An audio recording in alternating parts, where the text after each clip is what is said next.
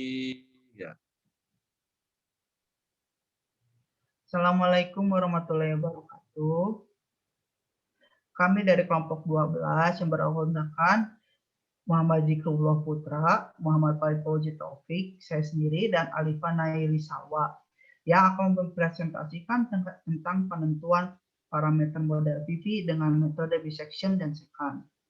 Next.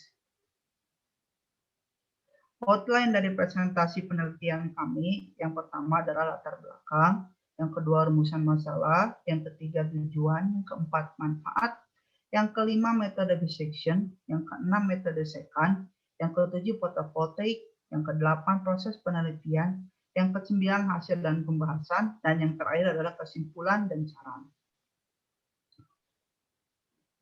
Next. Latar belakang dari penelitian kami adalah energi merupakan kebutuhan pokok dalam kehidupan sehari-hari, tidak terkecuali energi listrik. Energi listrik dapat diperoleh salah satunya dengan melakukan konversi dari energi sinar matahari. Penggunaan energi matahari sebagai alternatif sumber pembangkit listrik semakin populer. Fotovoltaik merupakan teknologi yang digunakan untuk mengubah energi sinar matahari menjadi listrik. Nilai error yang tinggi pada perhitungan untuk menentukan parameter model PV, yaitu arus listrik dengan teknologi ini cukup sering terjadi. Oleh karena itu dilakukan penelitian penentuan parameter model PV dengan membandingkan metode bisection dan metode secant. Next. Rumusan masalah dari penelitian ini adalah: pertama, bagaimana menentukan efektivitas parameter fotovoltaik dengan menggunakan metode bisection dan secant, dan yang kedua adalah apakah metode yang paling efektif untuk menentukan parameter fotovoltaik atau PV dengan membandingkan metode bisection dan metode secant. Tujuan dari penelitian kami adalah menganalisis tingkat efektivitas antara metode bisection dan metode secant. Yang kedua adalah menentukan metode yang paling efektif untuk mendapatkan parameter fotovoltaik dengan cara menganalisis kedua metode tersebut. Manfaat dari penelitian ini adalah: yang pertama, dapat mengaplikasikan metode numerik pada permasalahan nyata, khususnya pada penentuan parameter fotovoltaik. Yang kedua, dapat membandingkan dan menganalisis kelebihan dan kekurangan dari dua metode numerik yang dipakai dalam suatu masalah. Yang ketiga, sebagai bahan referensi untuk pengembangan penelitian selanjutnya. Next. Metode pertama yang dipakai dalam penelitian kami adalah metode bisection. Berikut algoritma metode bisection. Yang pertama adalah menentukan batas bawah dan batas atas. Cek apakah fungsi dari batas bawah dikali fungsi dari batas atas kurang dari 0. Terus akan diestimasi dengan XR sama dengan batas bawah ditambah batas atas dibagi 2. Jika fungsi dari batas bawah dikali fungsi dari batas atas kurang dari 0, maka batas bawah harus dirubah menjadi nilai XR. Kemudian ulangi langkah kedua. Jika fungsi dari batas bawah dikali fungsi batas XR lebih dari 0, maka XL harus dirubah nilainya menjadi XR. Kemudian ulangi langkah kedua. Jika fungsi batas bawah dikali fungsi XR sama dengan 0, maka angka persamaan tersebut adalah XR dan hitungan dihentikan. Metode kedua yang kita pakai adalah metode secant. Algoritma metode secant yang pertama adalah definisikan fungsi yang akan dicari akarnya, yaitu fx. Kedua, tentukan nilai awal x-1 dan x0, toleransi error, dan jumlah maksimum iterasi. Yang ketiga, tentukan persamaan dari fx sama dengan 0 dengan xi plus 1 sama dengan xi min fungsi dari x1 dikali xi min 1 kurangi xi dibagi fungsi dari xi min 1 dikurangi fungsi dari xi. Next. Yang ketiga adalah metode yang kita pakai adalah fotovoltaik. Sel fotovoltaik merupakan semikonduktor yang menghasilkan energi listrik dari energi surya tanpa menggunakan bahan bakar. Energi listrik yang dihasilkan tersebut digunakan sebagai pengganti sumber energi listrik dari bahan bakar fosil. Beda potensial tegangan pada sel fotovoltaik menyebabkan elektron bergerak. Elektron yang bergerak inilah yang disebut sebagai arus listrik. Dan ini adalah rangkaian modelnya. Next. Persamaan fotovoltaik itu tercantum pada persamaan 2.1, yaitu I source dikurangi 10 pangkat min 12 dikali eksponensial pangkat V kali Qm kali K kali T dikurangi 1 sama dengan V per R. Karena kita akan membandingkannya dengan metode bisection dan metode secant, maka disederhanakan menjadi persamaan 2.5, yaitu eksponensial pangkat I kali R kali M kali V kali T dikurangi 1 sama dengan 0. Next. Selanjutnya dilanjutkan oleh teman saya, yaitu Alivia. Baik, selanjutnya itu proses penelitian yang kami gunakan, yaitu pertama kita mulai penelitian dengan research paper yang kita gunakan sebagai rujukan, kemudian mencari permasalahan pada jurnal tersebut, kemudian pengecekan nilai atau data yang diberikan dalam jurnal, dan analisis metode yang digunakan yaitu metode bisection dan metode secant, kemudian perancangan solusi, perhitungan solusi yang diberikan dan implementasi dengan menggunakan program dengan bahasa Python, yaitu program metode bisection dan metode secant, kemudian perhitungan hasil, dan penelitian kami selesai. Kemudian di sini terdapat hasil dan pembahasan. Di sini terdapat algoritma penyelesaian dengan metode bisection, yaitu pertama definisikan fungsi yang akan dihitung akarnya, yaitu dengan penulisan seperti ini, dan menggunakan fungsi eksponensial dari library NumPy. Kemudian menentukan batas fungsi bawah atau A, batas atas atau B, dan error toleransi. Dengan batas bawah yaitu 0,75, dengan batas atas 1. Dan ketiga, hitung nilai fungsi A dan fungsi B, yaitu untuk mengecek apakah fungsi A dikali fungsi B lebih besar sama dengan 0. Dan jika itu terjadi, maka print A dan B salah.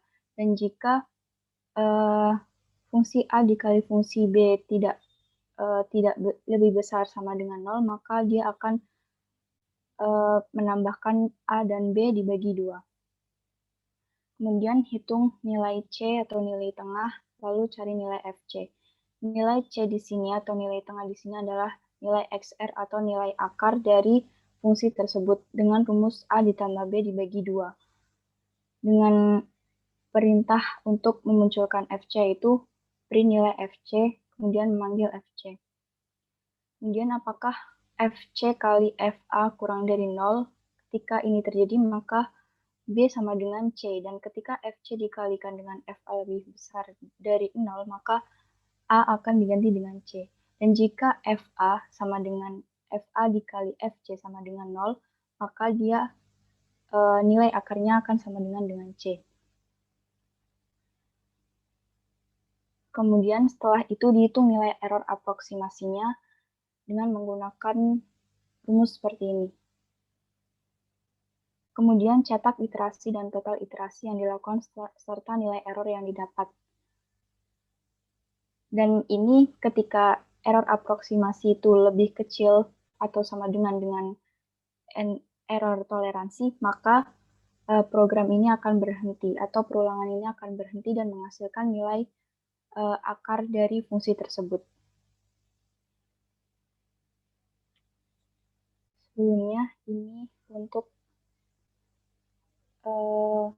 programnya kita menggunakan NumPy, library NumPy, dan ini fungsinya numpy.eksponensial I dikali 1, eksponensial dari I kali 1 dibagi 1,5 kali 26, kemudian dikurang 1.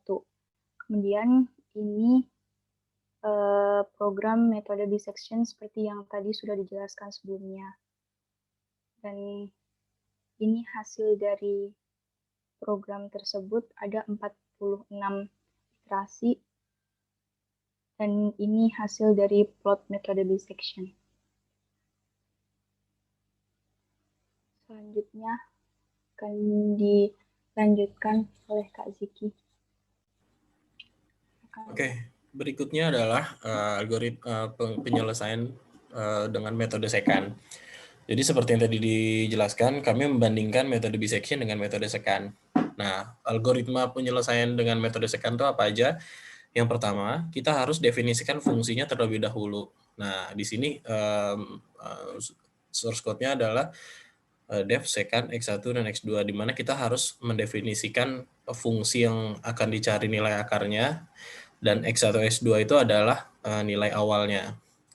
Kemudian langkah keduanya adalah masukkan kedua nilai awal. Di sini saya mencoba untuk masukkan nilai awalnya, yaitu x1 sama dengan 0,75 dan x2-nya adalah 1. Kemudian yang ketiga, kita juga harus mendefinisikan rumus perhitungan akar yang akan dicari. Nah, di sini rumusnya adalah x3 sama dengan x2 dikurangi fx2 dikali x1 min x2 dibagi fx1 min fx2. Kemudian berikutnya adalah definisikan nilai error toleransi beserta iterasi awalnya. Nah, seperti kita tahu, error toleransi di sini kita menggunakan 0,01. Kemudian iterasinya diawali dari iterasi pertama. Next, menghitung nilai akar. Nah, di sini untuk menghitung nilai akar, kita menggunakan algoritma perulangan while, di mana apabila mutlak dari X3 min X2 dibagi X3 hasilnya itu lebih besar dari error toleransi, maka dia akan mencetak print iterasi keberapa, kemudian nilai awalnya berapa, lalu X1 akan X1-nya sama dengan X2, kemudian X2 sama dengan X3, dan X3-nya akan sama dengan X2 min Fx2 dikali X1 min X2 dibagi Fx1 min Fx2. Lalu setelah itu akan menghasilkan nilai akarnya berapa yang ditampung dalam variabel X3 di sini. Kemudian langkah ke-6 adalah hitung besaran nilai errornya.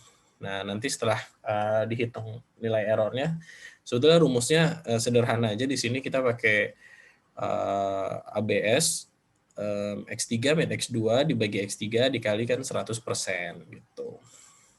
Next, Alifa. Mungkin ke itunya dulu, Alifa, Jupiter-nya.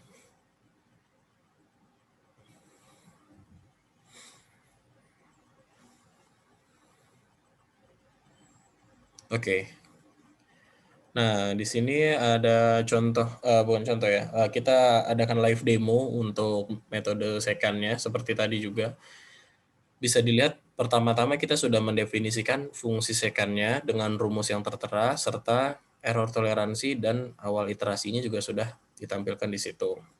Kemudian di main-nya kita lakukan penginputan dengan nilai X1 sama dengan 0,75 dan X2 sama dengan 1. Setelah kita melakukan input, kita panggil lagi fungsi secant-nya dengan parameter X1 dan X2.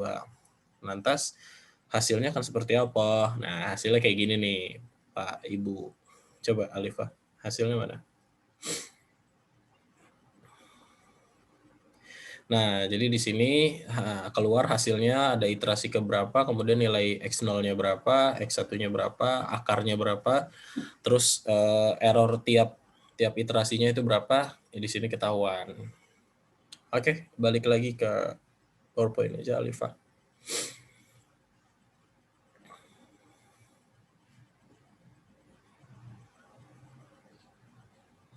Oke, di sini terdapat beberapa data dari hasil dari program yang kita jalankan dengan metode bisection dengan XL 0,75, XU sama dengan 1, dan R sama dengan 1.